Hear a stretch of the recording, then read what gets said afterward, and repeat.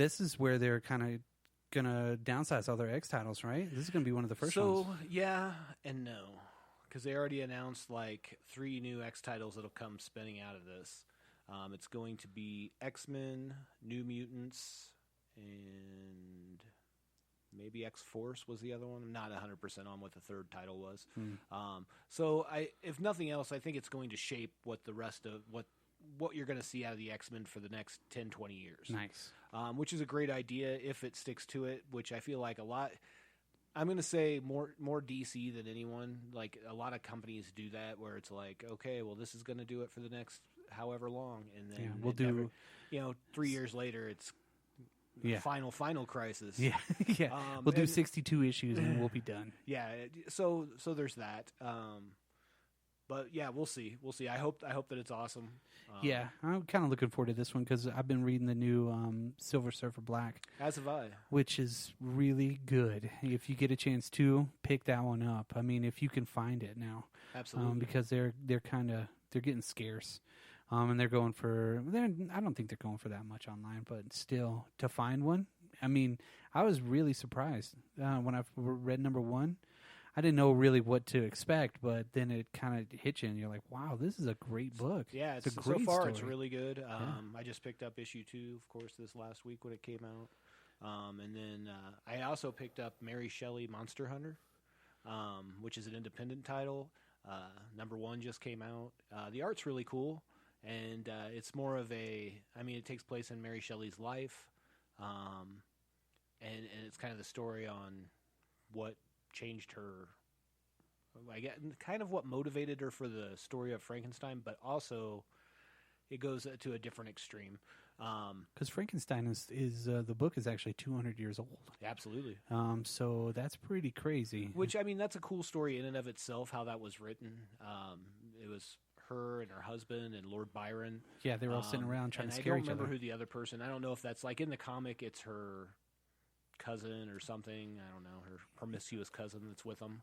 So they just decided they wanted to, write their own horror stories and see who could come up with the best story.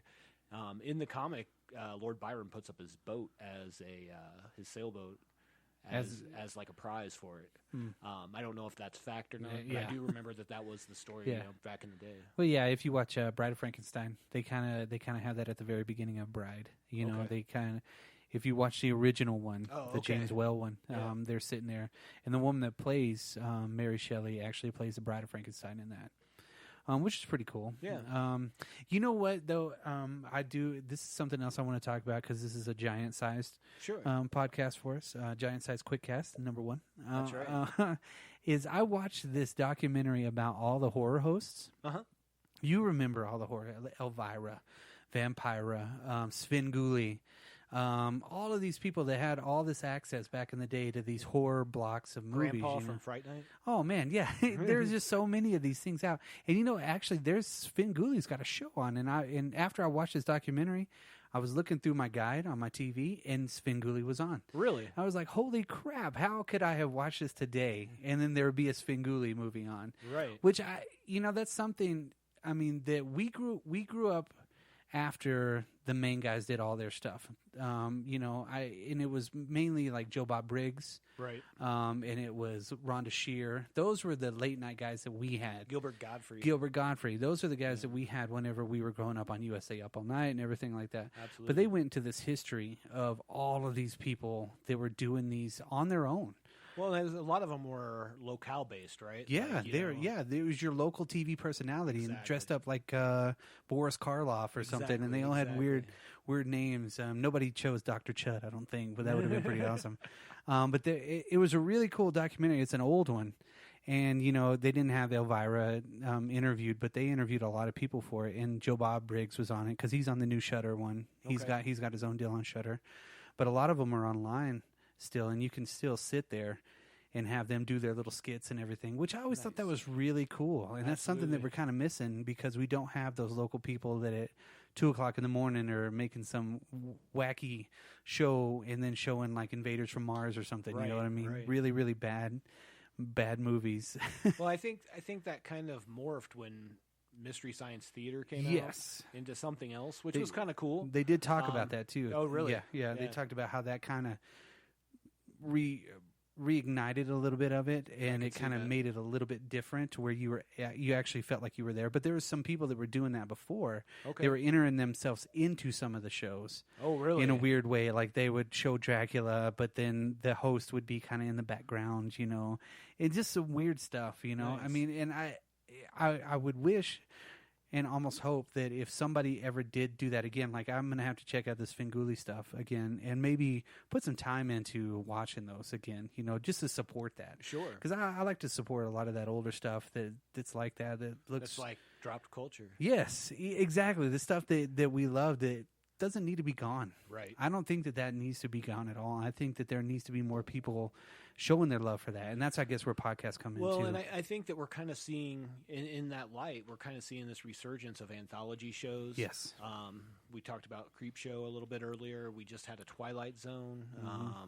Black Mirror, of course, from Netflix. Yes. So I'm liking that those kind of shows are coming out with a little bit of horror as well, obviously. Yeah, bringing in the horror sci-fi kind of stuff. Well, and making it... every episode's different, which is nice.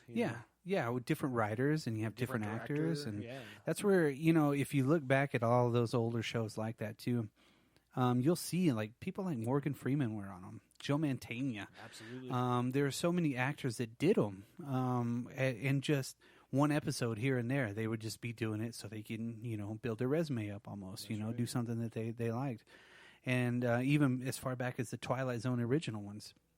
There's a lot of big actors on those, and that drew a lot of people into it. And I think that you'll start seeing, hopefully, a lot more of these younger actors jumping on these things and doing things, so you actually can open that field up, because every movie now has The Rock in it. Right. Or Jason Statham. And the only movie I want to see with The Rock in it is Black Adam. Yes. And I've been waiting for that one for like 6 years now or come something. on. He is Black Adam. Yeah, that's the perfect Black Adam. You put them side by side, you're like, yep, that's Black Adam. Yep. But change his voice and make his voice Arnold Vosloo. That would be awesome. Oh, not speaking of which, but I would be remiss. One of the other things that got announced and there was a trailer out for was Star Trek Picard. Ooh, yeah. Saw the poster for that, the teaser poster. It looked pretty interesting. As far as the trailer goes, and there's also a return of Data, who apparently gave his life to save Picard somewhere in the storyline, or maybe after the storyline, because I don't know. Yeah. But I know my last name's Tribble. Doesn't mean I've watched all the Star Trek stuff. I like the Star Trek movies a lot. Yeah. Every one of them except for one, and if you can guess which one. Is it the one with whales? No. Oh, okay. Generations. There's a couple of good parts in it, but other than that, though, I was really let down, because that was a passing the torch, and it was like, oh man, they're gonna suck from now on. But then they got really good, right. And then pretty soon Bane was on it. He was actually on one of them. He was a Romulan or some shit like that. Of course, but he was Captain Picard as a young Romulan, something I don't know. It was weird. Strange. He was actually a clone of Picard or something like that. But he was a Romulan? Yeah, but he grew up on the Romulan homeworld or something like that. So it was Star Trek Nemesis is what it was. Oh. So he was a young guy whenever he did that one. Right. Pretty cool movie too, not bad, but it wasn't anything like the newer ones that they've done. Yeah, J.J. Abrams. I'll be honest, as far as except for the Abrams ones, I think the last one I saw would have been the one where they found God or whatever. Oh my God, The Undiscovered Country. Oh my God, I think that was the last one I saw where I was like, okay, I'm probably not watching any more Star Trek. That one kind of, F. Murray Abraham was the bad guy, I think, in that one. Yikes. Yeah, I was just done. I was like, that Star Trek's not for me. I'm more of a Star Wars guy, and I'm okay with that. I'm both. I'm more Star Wars than I am Star Trek, but I like the lore of Star Trek. I really do like to... I like not Generations, but I like the First Contact one. Okay. Where they showed him getting the warp drive, which was pretty awesome. Right. And the Borg was in it. It was pretty cool. The Borg. Yeah. Oh, come on, Borg. Oh, it's the Borg. They're coming to get us. That was all of those movies are pretty cool, and then hopefully Tarantino will do a Star Trek movie. We'll see. I don't know. Maybe now. Well, you know what? If Tarantino does any more, I know he wants to do 10. you know. Right. But if he does a Silver Surfer movie, holy crap, that would be awesome. They've always talked about it, which would be pretty cool. That'd be like the apex, right? Yes, that should be the last one that he does. Or if he does a Star Trek movie. So the next two should be like Star Trek and then, you know, Silver Surfer, you know, and then he's done. Yeah. There you go, Tarantino. You're welcome. Yeah, I to me, if he makes a Silver Surfer movie, I'll be happy. If he makes a Star Trek, good for him because I know he wants to do it. Yeah, I know. It would be unusual. And I'll watch it be because cool. it's him, and it'll probably be unusual, like you said. Yeah, it'd be cool. I'm trying to figure out how he's going to put the soundtrack into that. Yeah, exactly. Yeah. He's going to have 70s, you know, K. Billy super sounds of the 70s songs in it with the Silver Surfer. Another movie that I want to kind of talk about a little bit on this giant size edition is the Hellboy 2019. Yeah, so I know you got to watch it recently. I have not seen it. I know it got very mixed reviews in the theater. Didn't do very well. It was awesome. Okay. I thought it was great. I thought it was David Harbour, right? David Harbour is awesome in it. The character is there.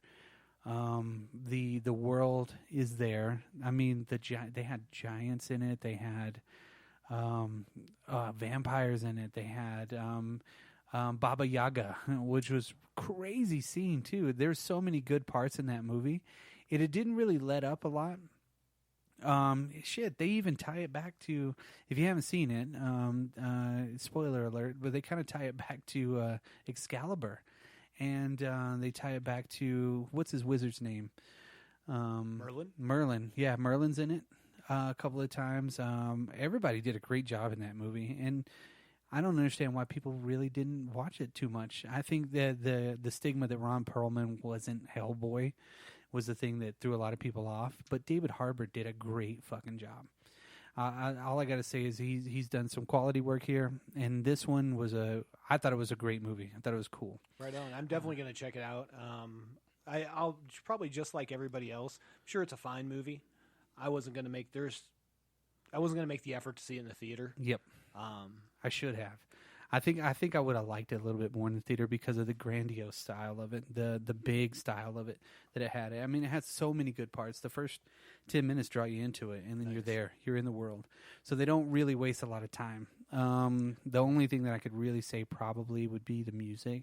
It's a little too on point for it, maybe. Gotcha. And they kind of use the edge of it. So I don't know. That was the only thing that I could really ever. They kind of use the edge from U2. Almost. That would be cool. No, it wouldn't. And then I definitely wouldn't see that movie. Well, you know, he did. The Edge did the music, I think, for Street Fighter Alpha 3. Makes sense. The actual video game, which is crazy. That is crazy. Yeah, when you see him in the credits after you beat it, you're like, the Edge? Is it the real Edge? No way. But yeah, no. If you get a chance to watch that movie, if you value my opinion on it, listeners, come back next week and I will give you my opinion of this movie too, because I'll see it probably this next week. Because Hellboy 2019. A little bit more about it. Yeah. Oh, I thought it was an awesome movie, and maybe I'm wrong. Maybe I was just blinded because I wanted to see something cool. And whenever I was sitting there, I was like, wow, this is like really cool. And I'm sitting alone, like, where's my wife? I got to tell her this is awesome. She watched a little bit of it and then fell asleep. And then I'm like, wives are known to do. Yeah.